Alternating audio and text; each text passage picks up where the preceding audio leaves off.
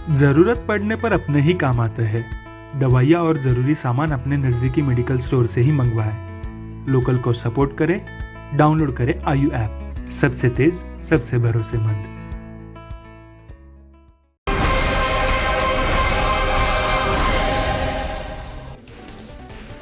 नमस्कार, जवाब तो देना पड़ेगा में आप सभी का बहुत स्वागत है और आपके साथ मैं खुद दीपा बाफिला। शिक्षा विभाग की ओर से निकाले गए फीस संबंधी आदेश के विरोध में प्रदेश के हजारों स्कूल एकजुट हो गए हैं और ऑनलाइन क्लासेस अनिश्चितकाल के लिए बंद कर दी गई है। निजी स्कूल 40% फीस कटौती के आदेश का विरोध कर रहे हैं और स्कूल संचालकों की माने तो इससे 11 लाख से अधिक शिक्षक कर्मचारियों पर रोजगार का संकट खड़ा हो गया है। तो वहीं अभिभावक संघ स्कूलों के इस फैसले का विरोध कर रहे हैं और इसे अदालत के आदेश का अपमान बता रहे हैं। कुछ अभिभावक ऐसे भी हैं जिन्होंने फीस जमा करवा दी है। तो आखिर निजी स्कूल और अभिभावकों के बीच कब तक ये विवाद चलेगा? स्कूल संचालकों का क्लासेस बंद करने का फैसला कितना सही है और इस पूरे घटनाक्रम के दौरान बच्चों को हो रहे पढ़ाई के नुकसान का जिम्मेदार आखिर कौन होगा? जवाब तो देना पड़ेगा।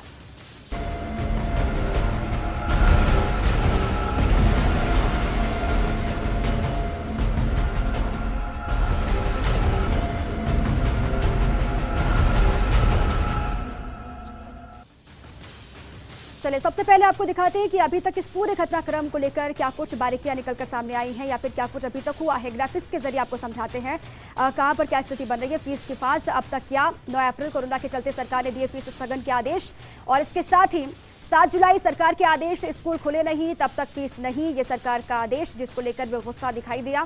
और साथ ही साथ 10 जुलाई को निजी स्कूलों ने हाईकोर्ट एकल पीठ में याचिका भी लगाई।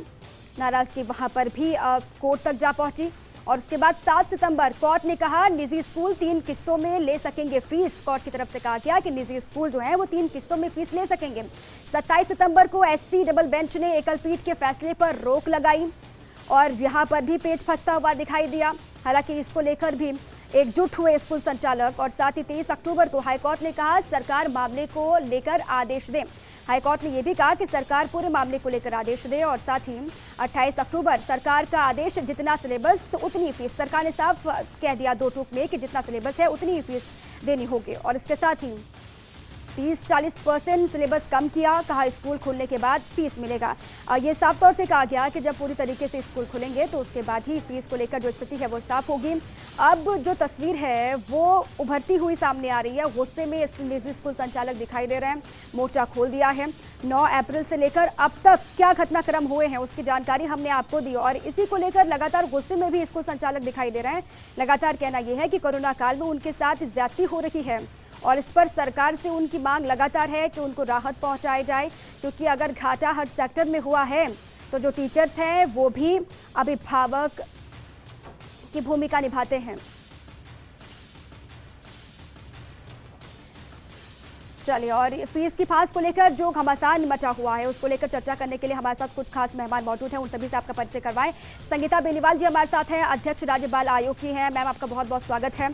सुनील यादव जी हैं, अध्यक्ष है पेरेंट्स वेलफेयर के, सर आपका भी बहुत स्वागत है। महेश शर्मा है, स्कूल संचालक हैं और शशांक अग्रवाल हैं, अधिवक्ता हैं। आप सभी का बहुत स्वागत है क्योंकि इसको लेकर लगातार सड़कों पर निजी स्कूल संचालक उतर गए हैं।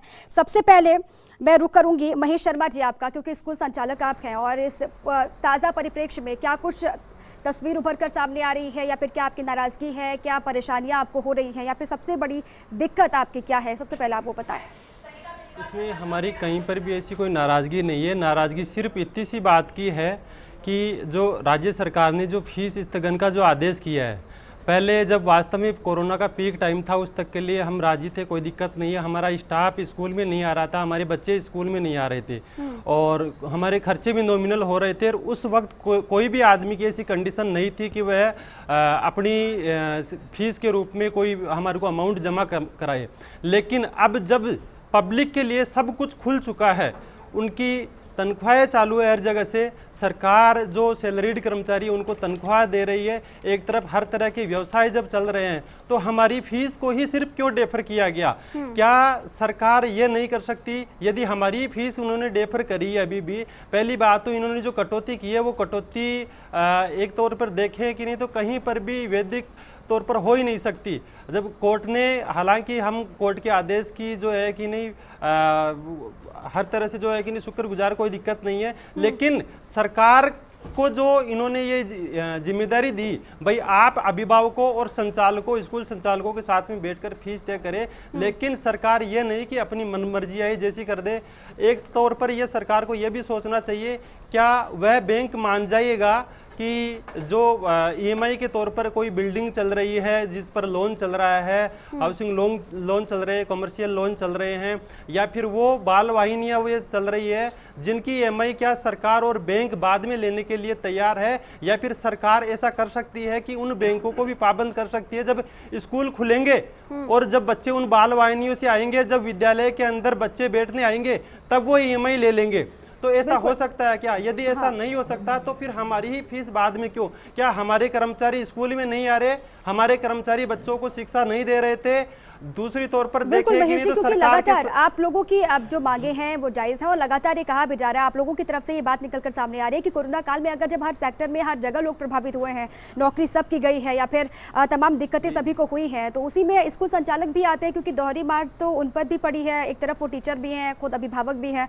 अब मैं सुनील यादव का रुख करूंगी। सुनील यादव जी, क्या कुछ परेशानियां आपको हो रही हैं? साफ तौर से पहले तो इस पूरे मुद्दे को लेकर आप लोग सड़कों पर उतरे, उसके बाद निजी स्कूल संचालकों को भी सड़कों पर उतरना पड़ा। आप लोगों को इस कोरोना काल में या फिर अभी किन परिस्थितियों का सामना करना पड़ रहा है, या फिर स्कूल में फीस देने को लेकर क्या दिक्कतें आपकी हैं? देखिए, जब से कोरोना काल स्टार्ट हुआ है तो तब से हम लोग कभी भी नहीं चाहते थे, अभिभावक कभी भी नहीं चाहता था कि वो सड़कों पे जाए या वो कहीं पे जाके विरोध प्रदर्शन करे। सबसे पहले हमने सभी अभिभावकों ने अपने अपने स्कूल्स में गए, अपने अपने स्कूल के मैनेजमेंट से मिलने की कोशिश की, लेकिन वहाँ पे कोई हमको संतोषजनक जवाब नहीं दिया गया, कोई मिलने को तैयार नहीं हुआ। उसके बाद में हम लोगों ने प्रोटेस्ट स्टार्ट किए थे, उसके बाद में हम लोग सड़कों पर आए थे। लेकिन मैं अभी भी महेश जी ने जो कुछ बातें की उनसे मैं पूरी तरह सहमत नहीं हूँ। इन्होंने कहा है कि कोरोना काल में जब लॉकडाउन था, जब स्टार्टिंग में जब स्कूल्स बंद थे, जब बच्चे स्कूल नहीं आ रहे थे, स्कूल का ट्रांसपोर्टेशन भी यूज में नहीं हो रहा था, स्टाफ भी नहीं आ रहा था, उस केस में भी मैं आपको बता देता हूँ कि बहुत सारे ऐसे स्कूल्स हैं, और बहुत सारे नहीं, 60% स्कूल्स ने कोरोना काल तो मार्च की स्टार्टिंग में आ गया था, तो भी पिछले साल की पिछले सेशन की जो फीस थी उसमें 10 से 14% तक फीस का इंक्रीमेंट किया। और आज इतनी बात होगी, 6 महीने हो गए, कितने ऐसे स्कूल्स हैं जिन्होंने अपना पिछले साल का जो इंक्रीमेंट फीस में किया था वो वापस लिया? किसने नहीं लिया? अभिभावक से बिना पूछे आपने ऑनलाइन क्लासेस स्टार्ट कर दी। जैसे ऑनलाइन क्लासेस स्टार्ट हुई थी, हमने वापस सभी स्कूल्स को मेल किए, हमने मिलने की कोशिश की, हमने उनसे पूछना चाहे कि आज आपने जो ऑनलाइन क्लासेस स्टार्ट किए इसकी हमें एक बार फीस तो बताइए कि इसकी कितनी फीस होगी, क्योंकि हमें भी ये डर था, हमें पता था, हम भविष्य को देख रहे थे कि ऐसा नहीं हो कि कल को आज ये ऑनलाइन क्लास में पढ़ा रही है, जिसके लिए मैंने मेरे घर में 2 लैपटॉप खरीदे, मुझे एक इंटरनेट का अलग से कनेक्शन लेना पड़ा है, मेरे को मेरे परिवार को सीमित करना पड़ गया क्योंकि मेरे को मेरे बच्चों को अलग अलग एक रूम देना पड़ा है। तो हमें पता था कि ऐसा नहीं हो कि 1 या 2 या 3 महीने बाद में ये लोग हमसे पूरी फीस मांगे। तो टीचर्स की भी है ना, क्योंकि वो लोग तो ये कह रहे हैं कि उन पर तो ये दोहरी मार है, वो तो खुद अभिभावक भी हैं, खुद टीचर भी हैं, तो उन लोग पे भी तो ये मार पड़ी है। आपकी मांग जायज वो बताते हैं, वो कहते हैं कि आप लोग जो बातें रख रहे हैं वो ठीक है, लेकिन उनकी मांगे भी तो है ना, वो कौन सुनेगा फिर?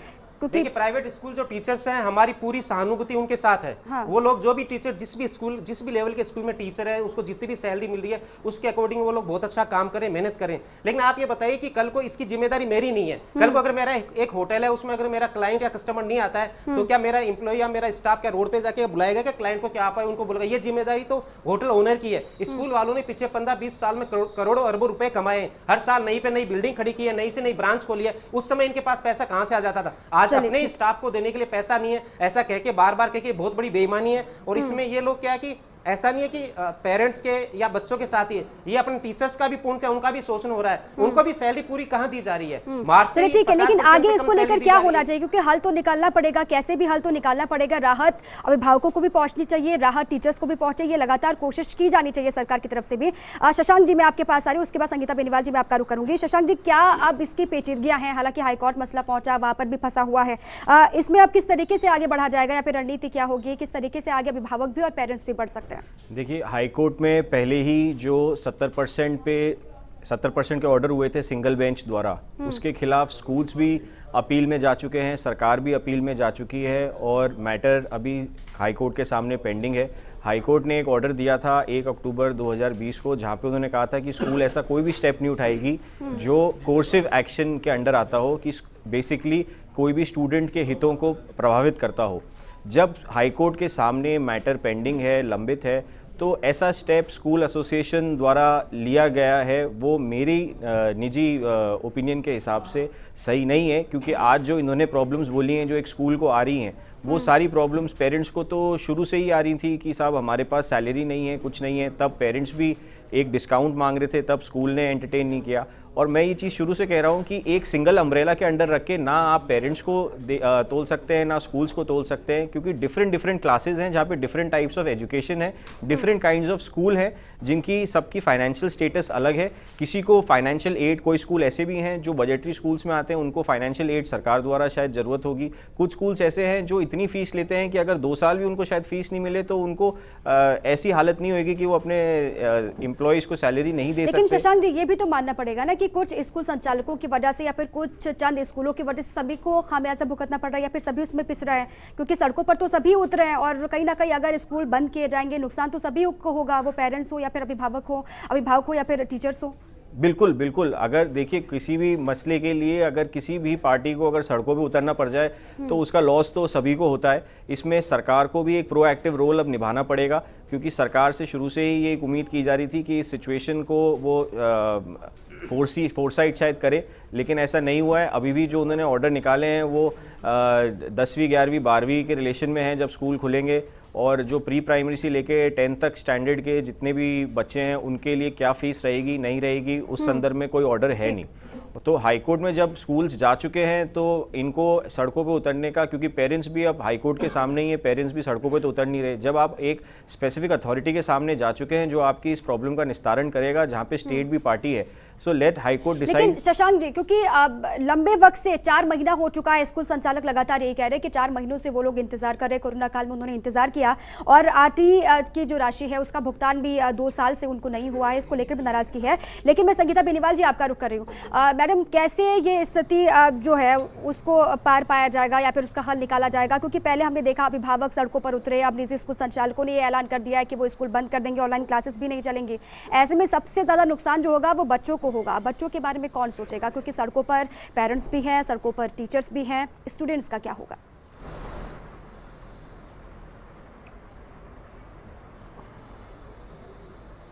बिल्कुल ठीक बात है दीपा जी। मैं अभी महेश जी को भी सुन रही थी और सुनील जी को भी, आपकी भावनाओं की पूरी रिस्पेक्ट करते हैं, परंतु अभिभावक और संचालक के बीच में सफ़र कर रहा है बच्चा।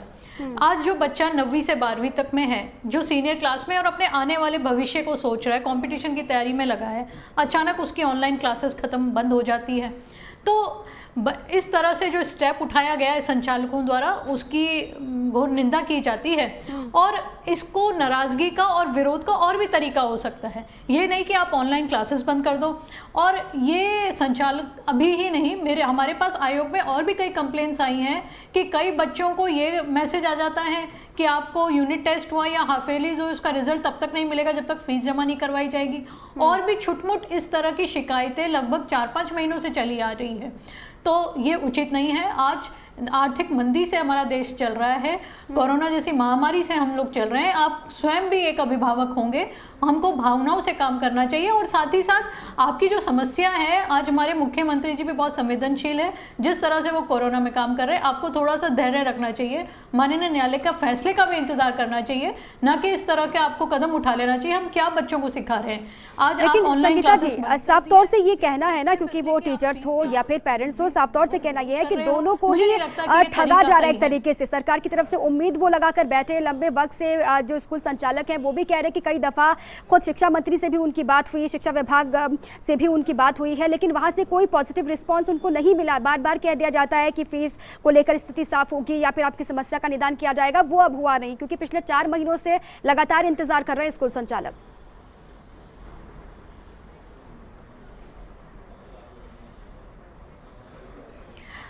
देखिए दीपा जी, अभी अभिभावक भी बहुत अधिक, कई जगह बेरोजगारी का सामना करना पड़ रहा है, कई जगह तनख्वाह नहीं मिलना, तो उसको देखते हुए अभिभावक भी आज कोई ऐसा नहीं चाहेगा कि उनके बच्चों को सही शिक्षा ना मिले। हर कोई अभिभावक चाहेगा बच्चों को पढ़ाई प्रॉपर मिले, उसी के लिए हम स्कूल में डालते हैं। परंतु आज कोई आर्थिक दिक्कत है तो वो संचालक को भी समझनी चाहिए, सरकार भी समझ रही है, इसका हल भी निकलेगा, परंतु उसमें थोड़ा समय लगेगा।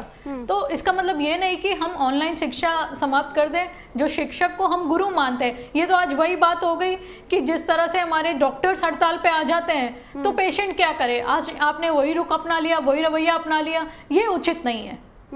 लेकिन कितना इंतजार करेंगे, कोई ड्यूरेशन तो या फिर कोई मेरे ख्याल वक्त से अगर इसके लिए बता सकते हैं, बैठकर क्योंकि बात करनी लगातार ये चाहिए, कह रहे हैं लिखित ना में कि बात एक टाइम करनी ड्यूरेशन चाहिए, बता दीजिए, एक वक्त जरूर बता होगा। दीजिए, निर्धारित वक्त, जब तक ये इंतजार करें उसके बाद कम से कम ये तो लगे कि राहत मिलने वाली है या फिर इनकी सुनी जाएगी। क्योंकि लंबे वक्त से ये कह रहे हैं कि अलग अलग सेक्टर्स में अगर नुकसान हुआ है कोरोना वायरस की वजह से, कोरोना काल में, तो टीचर्स भी उसी से गुजर रहे हैं, तो फिर टीचरों के साथ नाइंसाफी क्यों की जा रही है। महेश जी, मैं एक बार फिर से आपका रुख कर रही हूँ। संगीता जी ने जो कुछ कहा कि आप उससे इत्तेफाक रखते हैं, उन्होंने कहा कि अभी आपको इंतजार करना चाहिए क्योंकि स्थितियाँ ऐसी हैं, स्थितियाँ विपरीत है और इसलिए थोड़ा सा इंतजार आपको करना चाहिए, धैर्य रखना चाहिए। इत्तेफाक रखते हैं आप? मैं संगीता जी की बात से सहमत हूँ। और संगीता जी बताइए भाई, आप धैर्य रखिए या फिर हमारी सरकार जो है कि नहीं संवेदनशील है, हम उनकी संवेदनशीलता का आदर करते हैं, लेकिन उनकी दोगलीचारी नीति का हम कभी भी ऐसे मान सम्मान नहीं करेंगे। हम ये चाहते हैं, कोई दिक्कत नहीं, आप कह रहे हैं भाई जो है कि नहीं इस वक्त आमदनी का सोर्स कम हुआ है, सारी चीज़ें हैं, हम उस बच्चे की जो वास्तव में नीडी है, उस बच्चे की हमारे प्रदेश अध्यक्ष श्री अनिल शर्मा जी के नेतृत्व में सरकार को यह प्रपोजल रखा गया था कि जो बच्चा या फिर जो अभिभावक फीस देने में सक्षम नहीं है उसकी पूर्णतया 100% तक भी हम फीस माफ करने के लिए तैयार है। लेकिन उस अभिभावक की हम फीस माफ नहीं कर सकते जो आराम से पे कर सकता है, उस अभिभावक की हम फीस माफ नहीं कर सकते। दूसरा मैं बताऊं आपको, जो सरकार की जो नीतियां बता रहा हूं आपको, सरकार कतई नहीं चाहती कि कोई भी प्राइवेट स्कूल चले। सरकार की एक तरफ जहां पर देखा जाए तो आरटीई का 2 साल तक का भुगतान अटका हुआ है। आपको मैं बता दूं, बहुत से ऐसे बहुत कम स्कूल हैं जिनकी इस सेशन की फीस का रोना है। राजस्थान के 80% स्कूलों का तो पिछली साल तक की फीस का रोना है, उनकी पिछली सालों तक की फीस नहीं आ रही और पिछली सालों तक की बकाया फीस को लेने के नहीं लेने तक के ऑर्डर सरकार ने निकाले। आप बताइए ऐसे स्कूल कैसे चल सकते हैं? आप बताइए, आप दूसरी तरफ कह रहे हैं कि हमारे कर्मचारियों का शोषण हो रहा है, शोषण नहीं होगा तो करेंगे क्या उनके? इसीलिए हम लगातार कह रहे हैं कि हल निकलना चाहिए, हल कैसे निकलेगा उसी को लेकर हम चर्चा करें। लेकिन इसी पर एक कॉलर हमारे साथ जुड़ चुके हैं, नवीन माथुर जी है जयपुर से। नवीन जी, आवाज पहुंच रही है सर आप तक? बिल्कुल मैम, आवाज पहुंच रही है जी। क्या समस्या है आपकी? मैम समस्या ये है कि मैंने स्कूल से संपर्क किया तो वो ये कह रहे हैं कि जो 10वीं और 12वीं के फॉर्म हैं वो 10वीं के और 12वीं के फॉर्म हमारे द्वारा ही भरवाए जाएंगे और जबकि कंप्लीट फीस जमा हो जाएगी। लेकिन मेरा सरकार से आपके माध्यम से निवेदन है कि 10वीं और 12वीं के फॉर्म जैसे अन्य फॉर्म भरवाए जाते हैं वैसे ऑनलाइन भरवाए जाएं। इससे स्कूल का एकाधिकार समाप्त हो और स्कूल की जो दादागिरी है वो समाप्त हो और बच्चों और बच्चों के अभिभावकों को थोड़ा सा इससे एक सहानुभूति मिले और इससे एक थोड़ा सपोर्ट मिले। चलिए ठीक है, आप ये कह रहे हैं कि ऑनलाइन माध्यम से फॉर्म भरवाने चाहिए। महेश जी, इसका जवाब आप जल्दी से दीजिए। इसका जवाब दूं, आप एक तरफ बता रहे हैं भाई सरकार स्कूलों की दादागिरी समाप्त करे, दूसरी तरफ ये क्यों नहीं कहते कोई अभिभावक या फिर आप लोग ये क्यों नहीं कहते कि बोर्ड की भी दादागिरी माफ करे, सरकार की भी दादागिरी माफ करे? हमारी फीस में तो इन्होंने कटौती कर दी, 30 से 40% की कटौती कर दी। हम राज्य, कोई दिक्कत नहीं है, ऐसी फीस लेने के लिए हम तैयार है, लेकिन हमारी पिछली फीस भी, जो पुरानी फीस जो अटकी हुई है वो फीस दिलवाने की कृपा करे। दूसरा, हम बोर्ड से भी ये गुजारिश करेंगे कि यदि 30 से 40% यदि हमारी फीस में कटौती करी है तो जो बोर्ड फीस है उसके अंदर भी 30 से 40% फीस के अंदर कटौती करे। लास्ट ईयर भी वही फीस थी, अब की बार भी उन्होंने वही फीस रखी है बोर्ड की। हम सरकार से यह भी गुजारिश करेंगे, आप बारी बारी में उन्हीं स्कूलों को कोस रहे हैं। दूसरी तरफ आप कह रहे हैं बोले कि जब कोरोना का, सुनील जी बता रहे थे, जब कोरोना का पीक टाइम चल रहा था तब भी स्कूल नहीं मान रहे थे। उस वक्त की मैं बात बता दूं आपको, बहुत से राजस्थान के ऐसे स्कूल थे, मैं आपको आपके पड़ोस के स्कूल के नाम बता सकता हूं। मुल्लीपुरा के अंदर लिटिल चैम्प्स करके बहुत बड़ा सीबीएसई स्कूल है, उसकी 35% फीस का उन्होंने ऑर्डर निकाला था। तब तक सरकार की कोई गाइडलाइन नहीं थी। एक गांधी बाल निकेतन था, स्कूल था, उन्होंने ऐसी गाइडलाइन निकाली थी। सिंपल एक बड़े स्कूल का नाम ले रहा हूं, उन्होंने ऐसी गाइडलाइन निकाली थी। आपके मसले को लेकर जो आपकी परेशानी है या फिर बार-बार जिन बातों को लेकर जिक्र किया जा रहा है उसमें सरकार ने हीला हवाली की, यहाँ पे ध्यान नहीं दिया जा रहा। कम करने के लिए तैयार है, ठीक है। संगीता बेनीवाल जी, नहीं उस अभिभावक के लिए, संगीता जी इसका जवाब मैं आपसे लूंगी। संग्राम जी हमारे साथ जुड़ चुके हैं जोधपुर से। संग्राम जी, आवाज पहुंच रही है सर आप तक? हाँ दीपा बाबीला जी, मेरा सवाल संगीता जी से भी है और जो स्कूल संचालक है इन सब के लिए है। अच्छा पूछिए।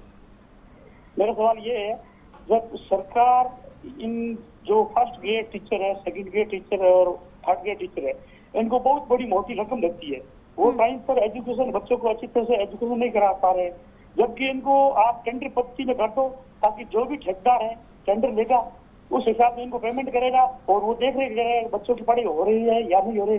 क्या मेरा संगीता बेनीवाल जी से ये सवाल है, क्या ये बात मेरी मुख्यमंत्री जी से ये कह सकती है कि क्यों ना ये जो सरकारी और गैर सरकारी स्कूल दोनों है, दोनों को आप टेंडर पद्धति में कर दी जाए, उस हिसाब से इनको सैलरी दी जाए जिससे शिक्षा का स्तर हाई लेवल पर जा सके। ठीक है संगीता जी, आप जल्दी से जवाब दीजिए मैम, क्योंकि आप पर आरोप या फिर आपसे सवाल महेश जी भी पूछ रहे हैं और साथ ही जो कॉलर है उन्होंने भी आपसे सीधे सवाल किया है कि सरकार इसे लेकर क्या गंभीर है या फिर कोई सरकार की तरफ से आश्वासन दिया जाएगा या फिर आगे हल निकाला जाएगा सरकार की तरफ से।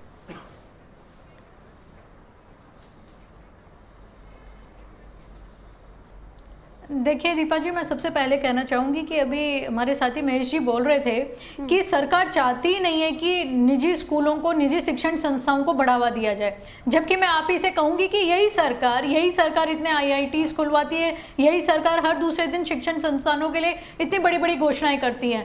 तो इस तरह का आप कह रहे हैं तो उसकी हम घोर निंदा करते हैं और आपको पूरा विश्वास दिलाते हैं बाल आयोग के माध्यम से हम भी सरकार से अनुशंसा करेंगे और आपकी भावनाएं जरूर सरकार तक पहुंचाएंगे।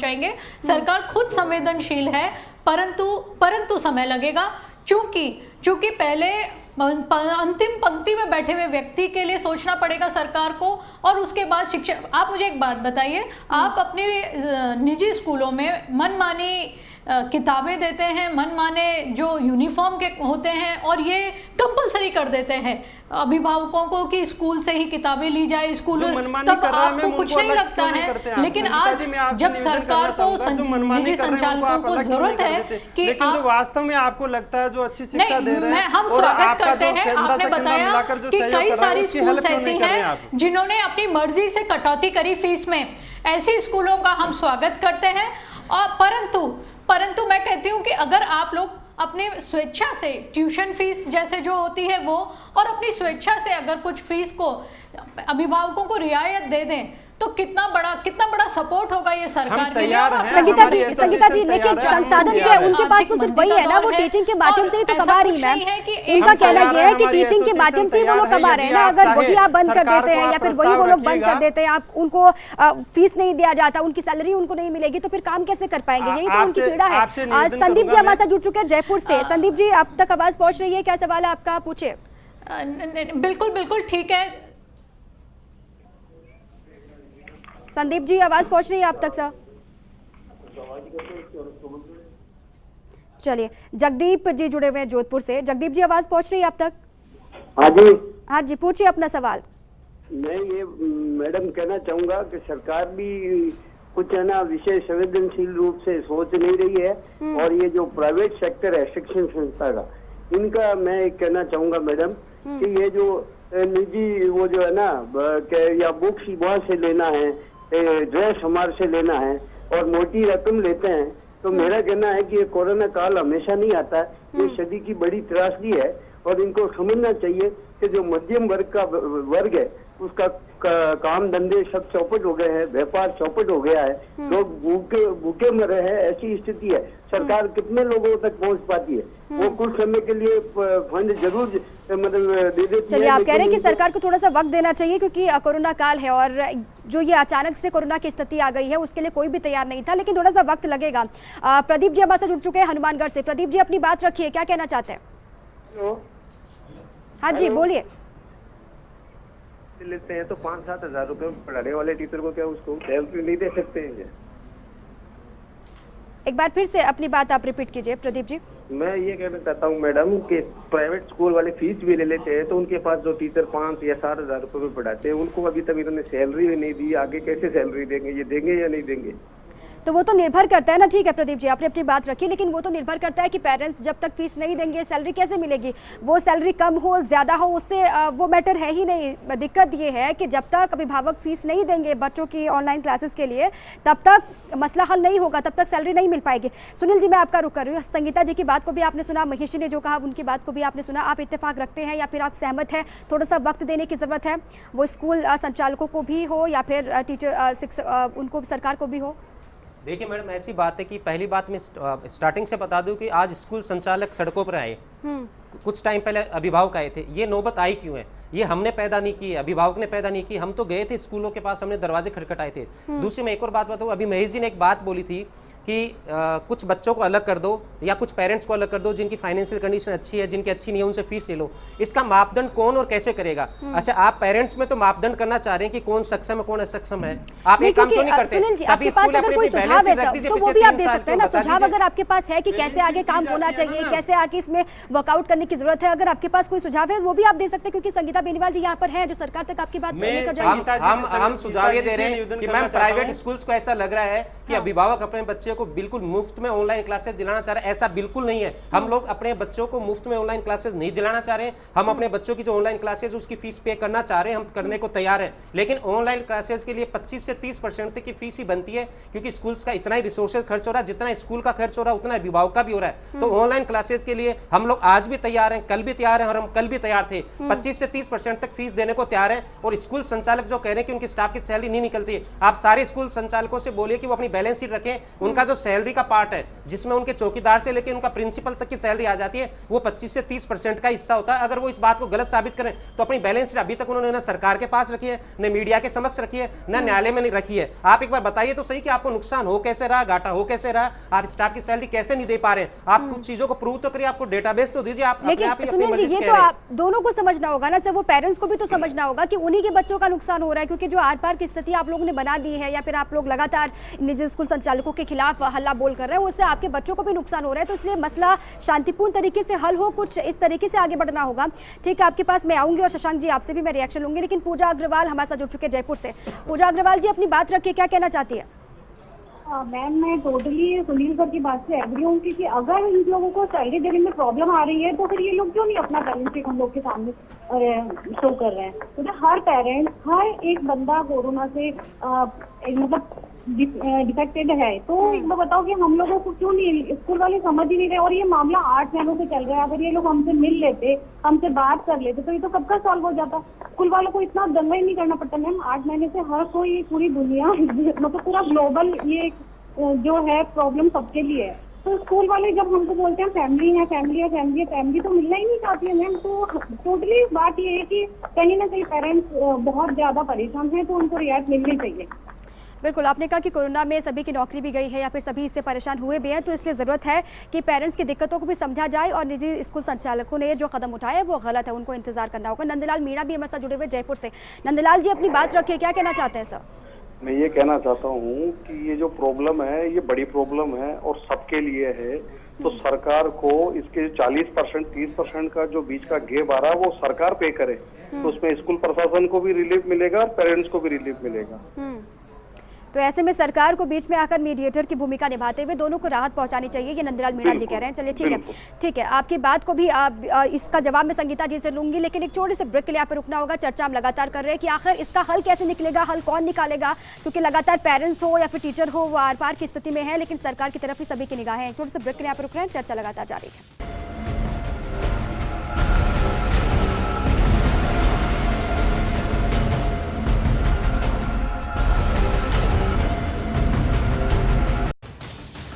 ब्रेक के बाद एक बार फिर से आप सभी का बहुत स्वागत है। लगातार चर्चा हम कर रहे हैं फीस के मसले को लेकर। फीस की फांस लगातार बढ़ती जा रही है और स्कूल संचालकों ने ऐलान कर दिया है कि स्कूल बंद है, लेकिन जो ऑनलाइन पढ़ाई चल रही थी वो भी अनिश्चित काल के लिए बंद कर दिया गया। लेकिन इन सब जो विवाद में जो पेरेंट्स के बीच है, जो टीचर्स के बीच है, उसमें कहीं ना कहीं जो छात्र हैं, जो स्टूडेंट्स हैं, वो पिसते हुए दिखाई दे रहे हैं। लेकिन उनके लिए जो नुकसान हो रहा है, उनको जो नुकसान पहुंच रहा है, उसका जिम्मेदार कौन होगा, इसको लेकर चर्चा हम लगातार कर रहे हैं। हमारे साथ खास मेहमान लगातार बने हुए हैं। शशांक जी, आपके पास मैं सीधे आ रही हूँ। लगातार अभिभावकों की तरफ से ये कहा जा रहा है कि जो स्कूल संचालकों ने ऐलान किया है या फिर निजी स्कूल संचालक जो लामबंद हुए हैं उससे सीधे अदालत के आदेश का अपमान हो रहा है। अब मैं वो ज़रा समझना चाहूँगी कि ये अदालत के आदेश का अपमान कैसे है और इससे कैसे निपटा जा सकता है। उसका ऐसे है कि जब हाईकोर्ट ने कहा है कि कोई भी कोर्सिव एक्शन नहीं लिया जाएगा, तो ऐसा स्टेप लेना कि साहब हम स्कूल में ऑनलाइन क्लासेस ही नहीं लेंगे, तो आप एक स्टूडेंट को वंचित रख रहे हो क्लास लेने से, तो that is to some extent is a coercive action. दूसरी चीज़ मैं ये कहना चाहूँगा, 28 अक्टूबर को डायरेक्टर एजुकेशन का जो सर्कुलर ऑर्डर निकला है उसमें अगर आप देखेंगे तो स्कूल खुलने के बाद की फ़ीस के बारे में लिखा है। स्कूल खुलने से स्कूल जब तक नहीं खुलते हैं तो उन्होंने कैपेसिटी बिल्डिंग फ़ी एक नया टर्म दिया है, जिसमें उन्होंने कहा है कि 60% फ़ीस आप लें लेकिन पेरेंट्स की कंसेंट लें। पेरेंट्स जो बच्चे ऑनलाइन क्लासेस कंटिन्यू करना चाहते हैं उनकी कंसेंट लें, जो नहीं करना चाहते उनको जब स्कूल खुल जाएंगे तो उनको और पढ़ा के दोनों जो बच्चे ऑनलाइन क्लासेस ले रहे थे और जो नहीं ले रहे थे उनको आप इक्वल फुटिंग पे लेके आएंगे। ऐसे कई सारे डायरेक्शंस हैं जो उसमें दिए हैं सरकार ने। और ये जो ऑर्डर भी आया है 28 अक्टूबर को, ये भी हाई कोर्ट द्वारा निर्देश दिया गया था सरकार को कि आप एक कमेटी बना के आप ये इस कमेटी में दिशा निर्देश करें कि उनको कितनी फ़ीस लेनी चाहिए या नहीं लेनी चाहिए। और उस कमेटी के गठन के बाद ही सरकार ने जो कमेंट्स मांगे थे, हालांकि बहुत ज़्यादा टाइम नहीं दिया था, not even 24 hours were given कि हम कमेंट्स दे सकते हैं अपने कि हमारे क्या सजेशंस या ओपिनियंस हैं, फिर भी हमने दिए थे। और ऑन दैट बेसिस या ऑन व्हाट बेसिस मैं ये नहीं कह सकता, उन्होंने 70% 10वीं से 12वीं के लिए निकाल दिया, ट्यूशन फ़ी ले लें, और कैपेसिटी बिल्डिंग फ़ी जब तक स्कूल नहीं खुलते 60% करें।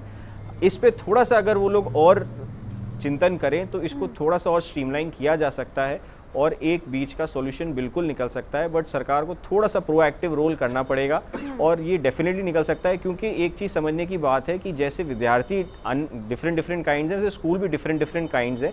आप सबको बोल दो साहब कि आप 60% ले लो या आप 70% ले लो, वो नहीं हो सकता। ये वही बात हो गई कि आप सब पूरी जनता को बोलो साहब आप 4 रोटी खानी है, तो 4 साल का बच्चा और 40 साल का आदमी और एक 70 साल का बूढ़ा आदमी सेम डाइट नहीं हो सकती। वैसे ही डिफरेंट स्टूडेंट्स। और शशांक जी, आप ये कह रहे हैं कि इस पूरे प्रक्रिया में या फिर इस पूरे घटनाक्रम में सरकार को कहीं ना कहीं प्रोएक्टिव मोड में आना ही होगा, क्योंकि अब बहुत देर हो चुकी है। इससे सीधे जो नुकसान होगा वो बच्चों का ही होगा, अभिभावकों का ही होगा, क्योंकि लगातार बच्चों की पहले से स्कूलें बंद हैं, ऑनलाइन जो क्लासेस चल रही हैं, उम्मीदें थोड़ी सी ऑनलाइन क्लासेस से, लेकिन अब वो भी बंद हो चुकी है।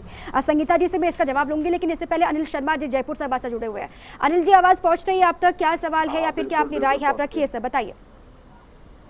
मैडम इसमें मेन मेरा एक कहना था कि इसमें 2 पार्ट है। नंबर 1, अभी जो है प्राइवेट स्कूल वालों ने ये कहा है कि जो 10th के बच्चे जिनको बोर्ड का फॉर्म भरना है, माध्यमिक शिक्षा बोर्ड अजमेर का, हाँ बिल्कुल मैडम मेरी पहुंच रही है। इसमें जो सबसे बड़ी प्रॉब्लम की है, आपका हाईकोर्ट का ऑर्डर तो है, राजेश महर्षि AAG अपियर हो रहे हैं कि जो है स्कूल खुलने के बाद फीस लेगी। स्कूल वाले ये कह रहे हैं कि आप जो है 10th बोर्ड का एग्जाम की लास्ट डेट 10th नवंबर है, आप हमारा जो है हमारा बकाया फीस विद 800 रुपीज आप बोर्ड का पैसा जमा कराइए, नहीं तो आपका फॉर्म हम नहीं भरवाएंगे। बताइए आप। तो ये एक तरीके से ये थ्रेटिंग दे रहे हैं स्कूल वाले बच्चों को। दूसरा एक बात मैडम मैं आप बताना चाहूंगा, महेश जी आप गौर से सुने आपके लिए, आप 2-2 महीने की फीस लेके पिछले साल से आपने जून तक की एडवांस हमसे फीस ले रखी है। मैं ये नहीं कह रहा आप ही ने ले रखी है, कुछ स्कूलों ने, जिसमें मेरा भी एक बच्चा है, 2 बच्चे हैं, उन्होंने पिछले 6 महीने से हर 2 महीने की एडवांस लेते, जून तक की इन्होंने एडवांस फीस ले रखी है? और जबकि मार्च जो है 17 से स्कूल बंद है, आपने कोई ऑनलाइन क्लास नहीं दी, बीच में मई जून की आपने समर ब्रेक आ गया, और आप इस तरीके से कह रहे हैं साहब हमारा काम नहीं चल रहा है। आप वैसे भी जब कोरोना काल नहीं आया था तो 2-4 स्कूल की तो मैं आपको दे दूं कि आप 6-6 महीने तक इनको 5-5 हजार रुपए बेचारे टीचरों को पे देते हैं, वो भी नहीं देते हैं।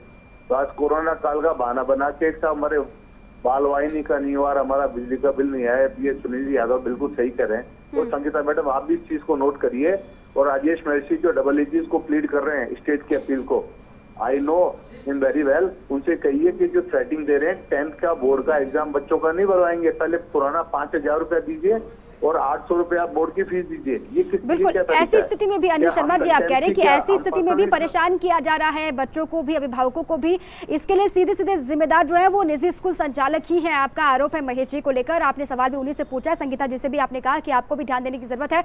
ठीक है, अब मैं उन दोनों से जवाब लूंगी, लेकिन रोशन मालपानी भी हमारे साथ जुड़े हुए जयपुर से। रोशन जी अपनी बात रखिए सर, क्या कहना चाहते हैं? जी नमस्कार मैम, मैं ये कहना चाहता हूँ, मेरा सवाल महेश जी शर्मा से है जो स्कूल चलाते हैं। मैं उनसे ये कहना चाहता हूँ कि स्कूल के पास लाखों करोड़ों का रिजर्व फंड पड़ा है, तो वो फंड को ये स्कूल टीचर्स की सैलरी देने में क्यों यूज नहीं कर रहे हैं? एक बात। दूसरी बात मैं ये बोलना चाहता हूँ कि जब कोई पेरेंट जो वाकई में नीडी है, जिनको फाइनेंशियल क्राइसिस है, जब वो इनसे बात करने आते हैं तो स्कूल वाले कहते हैं कि आप हमें आपका प्रॉफिट एंड लॉस अकाउंट दिखाओ, आप अपना हमें बैलेंस शीट दिखाओ, आप अपना बैंक अकाउंट दिखाओ। तो मेरा ये कहना है स्कूल वालों से कि ये अपने 3 साल और 5 साल का हमें बैलेंस शीट और प्रॉफिट एंड लॉस अकाउंट क्यों नहीं दिखा रहे, हमें अपने बैंक अकाउंट क्यों नहीं दिखा रही है? ठीक है, तो अगर इसका मतलब ये है कि इनके पास करोड़ों के इनके पास प्रॉफिट्स पड़े हैं जो रिजर्व फंड के उसमें है, तो वो चीज ये टीचर्स को सैलरी के रूप में क्यों नहीं दे रहे उसका? वो हिस्सा इन्होंने क्यों छुपा के रखा अभी तक? चलिए ठीक है रोशन जी, आप साफ तौर से ये कह रहे हैं कि आपके पास अगर फंड है या फिर रिजर्व आपके पास पैसा है तो फिर ये सड़कों पर उतरकर ये नाटक पूरा किया जा रहा है या फिर सड़कों पर उतरकर जो कदम उठाया है स्कूल संचालकों ने वो गलत है। महेश जी आप जल्दी से इसका जवाब दे दीजिएगा, उसके बाद फिर मैं संगीता बेनीवाल के पास गुजारिश करना चाहूंगा और इनको ये कहना चाहूंगा कि उनको बारी बारी से केवल सिर्फ और सिर्फ स्कूल फीस दिखती है। क्या ये सरकार से ये मांग नहीं कर सकते कि हमारे बिजली के बिल को 30 से 40% कम कर दिया जाए, हमारी EMI को 30 से 40% ब्याज में कटौती कर दी जाए, हमारा पानी का बिल जो है कि 30 से 40% की कटौती कर दी जाए। केवल सरकारी कर्मचारी को वेतन देने के लिए या फिर सरकारी सिस्टम को चलाने के लिए आप उसके लिए ये नहीं कह सकते, लेकिन केवल जो सरकार निजी विद्यालयों के अंदर 11 लाख कर्मचारी काम कर रहे हैं उनको 5, 7, 10, 20 हज़ार रुपए महीना जो सैलरी मिल रही है उनके अंदर कटौती करने के लिए, उन्हीं के पेट पर लात मारने के लिए आप बारी बारी से निजी विद्यालयों की फीस के लिए आप ये बात करते हैं। इसमें सिर्फ और सिर्फ मैं सरकार से ये गुजारिश करना चाहूँगा, सरकार से संगीता जी यहाँ पर बैठे हैं, बारी बारी से ये सवाल उठते रहेंगे ठीक लेकिन है, लेकिन अभी सवाल ये है ना सर कि आप थोड़ा सा इंतजार और करते, क्योंकि संगीता जी पहले ही ये कह रही है कि कोरोना की स्थिति भी है और ऐसे में कोई भी तैयार नहीं है कोरोना के लिए भी पूरी तस्वीर को ठीक करने के लिए, लेकिन थोड़ा सा इंतजार अगर आप करते तो फिर हो सकता है कि स्थितियां नियंत्रण में होती। सरकारी कर्मचारी को सैलरी के साथ साथ में उसको बोनस भी मिलने वाला है, लेकिन हमने जो 2 साल पहले बच्चे को पढ़ा दिया उस तक का पेमेंट आज तक नहीं हुआ। RTE का पेमेंट 2 साल तक का अटका हुआ है, वो नहीं मिल पा रहा। हमारा जो शिक्षक है उसकी दीपावली कैसे मनेगी, हमारे जो बच्चे हैं उनकी दीपावली कैसे मनेंगे? आप बारी बारी में केवल सिर्फ निजी विद्यालय को कोसने की बात कर रहे हैं। आपसे मैं ये गुजारिश करना चाहूंगा, कोई दिक्कत नहीं, हमारी दीपावली फीकी रहे, लेकिन जो सरकारी सिस्टम के अंदर जो 7 लाख कर्मचारी राजस्थान सरकार के पास में काम कर रहे हैं उनका भी 1 महीने का आप वेतन रोक कर देखिएगा, आपको पता लगेगा सरकार को। ठीक है महेश जी, आप सीधे सवाल सरकार से ये पूछ रहे हैं या फिर संगीता बेनीवाल से ये पूछ रहे हैं कि दिवाली आपकी कैसे बनेगी, क्योंकि दिवाली को लेकर तो जो अभिभावक है वो अपनी तैयारी में लगे हुए हैं। अगर दिवाली उनकी खुशनुमा होगी तो कम से कम काली दिवाली आपकी भी ना हो। आप ये मान रहे हैं, सरकार से ये कहना चाहते हैं कि दिवाली आपकी अच्छी ना हो लेकिन आपकी मांगों को मान लिया जाए तो कम से कम थोड़ी सी राहत आपको इस दिवाली में मिलेगी।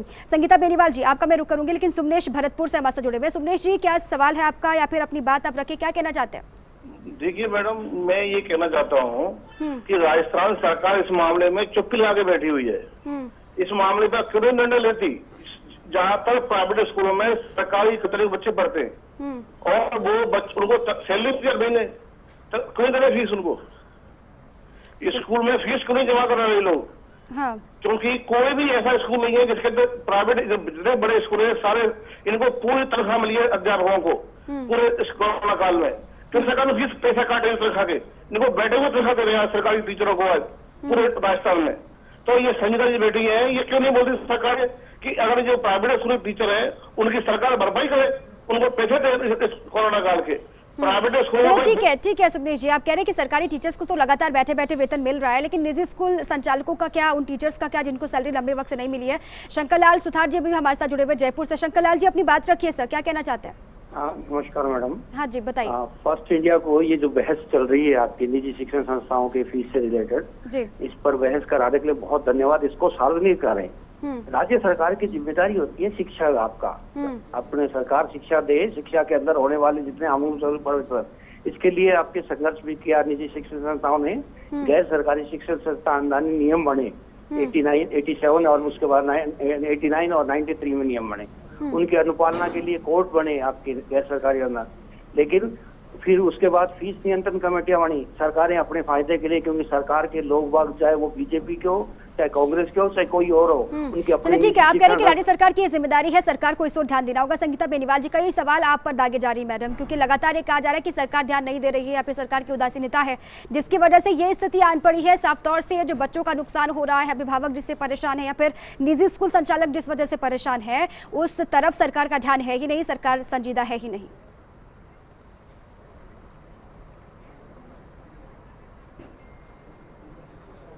देखिए दीपा जी, मैं कहना चाहूँगी कि ऐसा नहीं है कि अभिभावकों द्वारा फीस नहीं दी जा रही।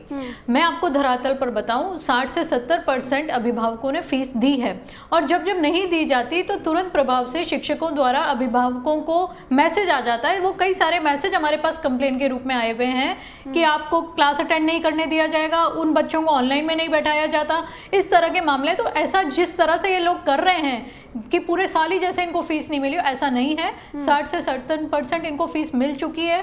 जो पेरेंट्स जो अपने मासिक खर्चे में से जो बचत होती है, उसमें सब अभिभावक सबसे पहले यही करते हैं कि अपने बच्चों को स्कूल के लिए आगे अग्रसर करने के लिए सबसे पहले स्कूल की फीस देते हैं।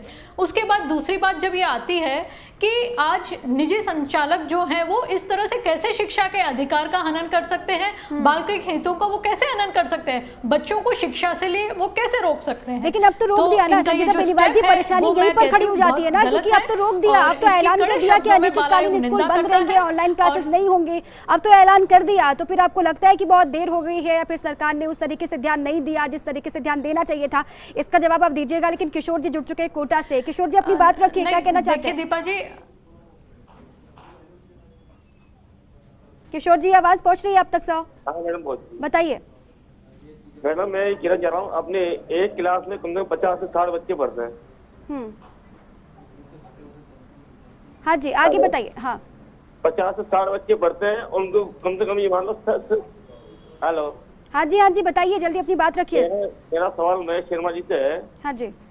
मेरी बच्ची की क्लास में 50 बच्चे पढ़ते हैं जी, और उनकी तकरीबन 2500 मंथ फीस है जी, और उनको सिर्फ 7 लेसन पढ़ाए जाते हैं। 7 मैडम। अच्छा, आपने कहा कि फीस ज्यादा है लेकिन पढ़ाई उस हिसाब से हो नहीं रही है, तो स्कूल संचालकों को भी वो सोचना होगा, ये बर्डन जो अभिभावकों पर है उसको दूर करना ही होगा। ठीक है, अनिल जी जयपुर से जुड़े हुए। अनिल जी, अपनी बात रखिए। जी, ये जो इशू आपके सामने है जी, फीस का, स्कूल का जी, हेलो, हाँ जी, बताएं। ये जो इशू है बड़ा सेंसिटिव इशू है जी, और इसमें क्या एक बैलेंस अप्रोच पेरेंट्स को भी रखनी होगी, स्कूल मैनेजमेंट को भी रखनी चाहिए। ऐसा नहीं है कि फीस, स्कूल नहीं, कोरोना है, फीस बिल्कुल ही नहीं देंगे।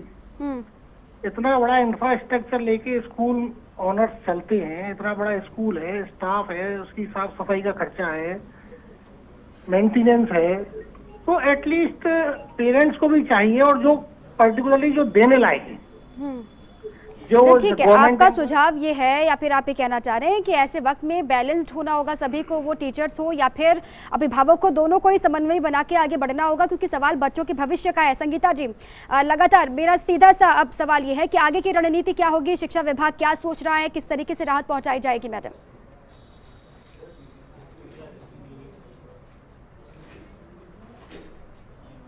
देखिए दीपा जी, अभी अभिभावक संघ की भी मैंने बात सुनी और निजी स्कूल संचालकों की भी सुनी और कई सारे कॉलर्स की भी बात सुनी, और मैं पूरा विश्वास दिलाती हूँ कि बालकों के हित को लेकर कोई गलत ना हो, उसको देखते हुए बाल आयोग तुरंत प्रभाव से शिक्षा विभाग में शिक्षा मंत्री जी से भी बात करेंगे और माननीय मुख्यमंत्री जी तक भी इनकी भावनाएं पहुँचाएंगे। तब तक मेरा निवेदन रहेगा अभिभावक गणों से भी कि आप अपनी जिम्मेदारी समझें, और साथ ही साथ निजी संचालकों से भी कि आपसे जो बच्चा जुड़ा हुआ है, परिवार की तरह है, इस तरह से आप एकदम सड़कों पर आकर बच्चों को जो शिक्षा का नुकसान हो रहे हैं उसमें भी आप अपना कदम पीछे करें, और ज़रूर इसका हल होगा और हम आपकी बात सरकार तक ज़रूर पहुंचाएंगे। चलिए ठीक है, आप ये आश्वस्त कर रही हैं महेश शर्मा जी को, वो लगातार, महेश शर्मा जी जल्दी से आप जवाब दीजिएगा, क्योंकि लगातार वो कह रही हैं कि ये कदम जो आपने उठाया अगर उसको आप लेते हैं तो सरकार आपके मसले को लेकर विचार कर रही है, करने के लिए तैयार है। पहले भी हमने सरकार को प्रस्ताव रखा है कि हम जो वास्तव में जो नीडी पेरेंट्स है, नीडी बच्चा है, उसको हेल्प होनी चाहिए, उसकी फीस में कटौती होनी चाहिए,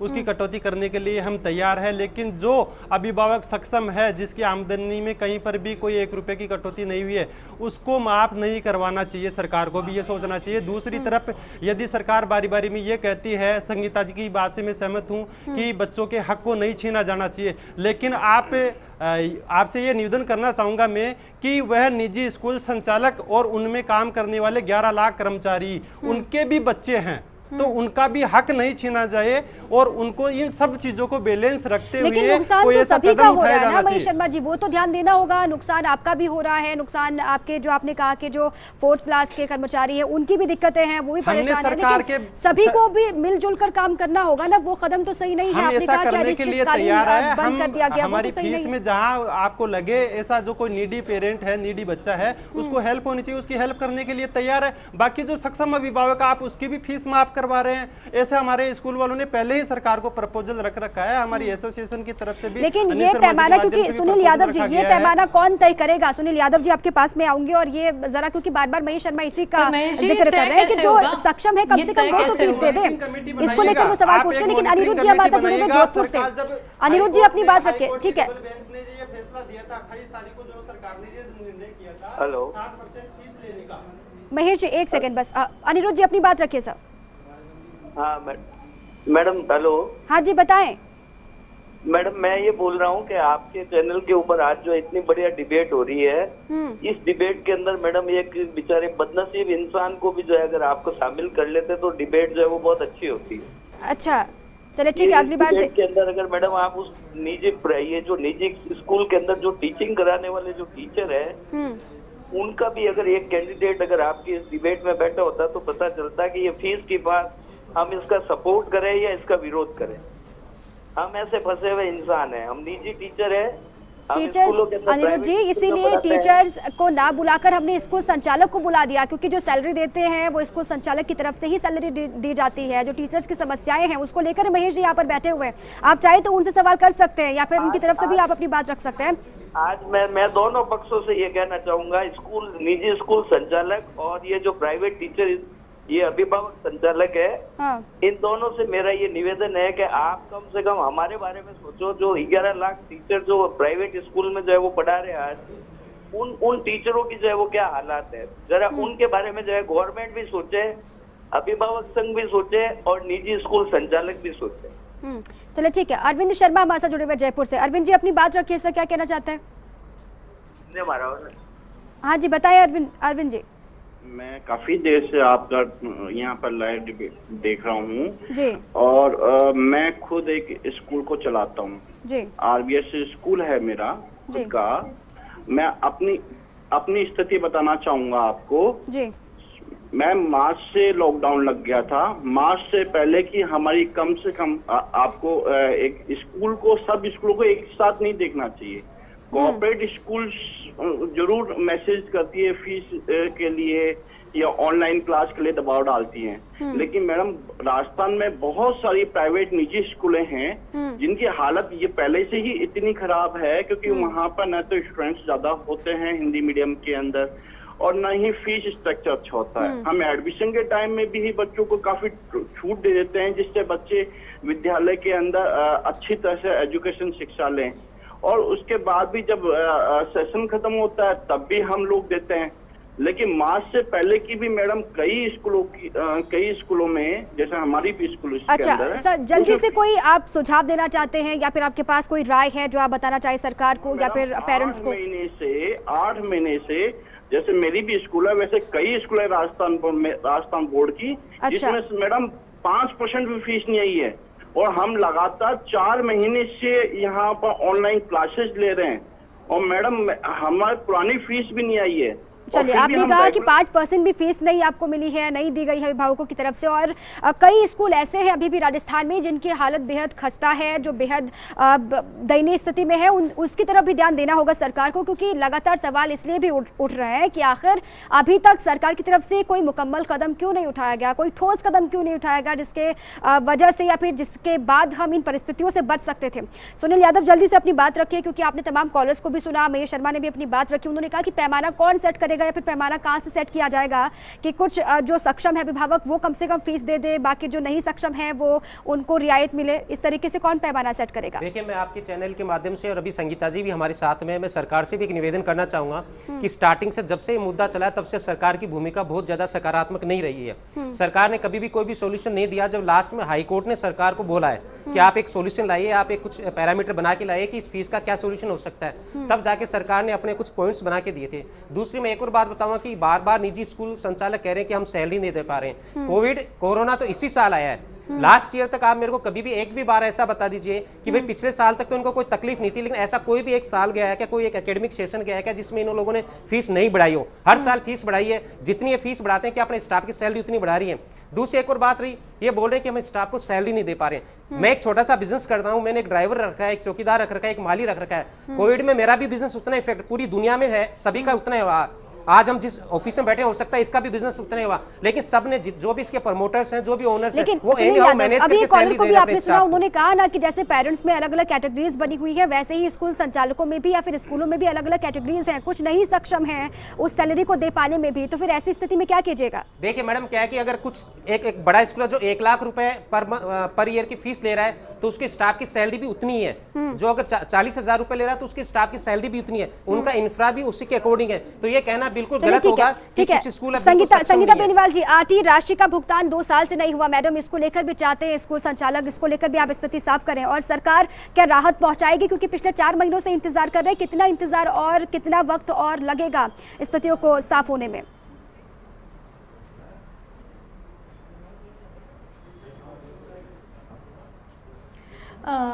देखिए दीपा जी, मैं सरकार हर विभाग को, हर डिपार्टमेंट को राहत पहुंचा ही रही है। और जैसा महेश जी ने कहा कि क्यों नहीं सरकारी कर्मचारियों की तनख्वाह काटी जाती है, तो वो भी सब हो रहा है। सभी जो उसमें भी एक कैटेगरी तय हो रखी है कि जो गजेटेड में है उसको कितनी तनख्वाह कटेगी, वो भी 2 महीने तक सरकार ने किया। चूंकि आर्थिक मंदी है कोरोना को देखते हुए, और सरकार ने कोरोना काल में भी बहुत बखूबी अपना कार्य किया। संगीता जी, बहुत संक्षिप्त में एक जवाब में चाहती हूं मैडम, कब तक राहत पहुंचेगी या फिर कब तक राहत पहुंचाई जाएगी सरकार की तरफ से? आप कोई आश्वस्त करना चाहें या फिर आश्वासन कोई देना चाहें?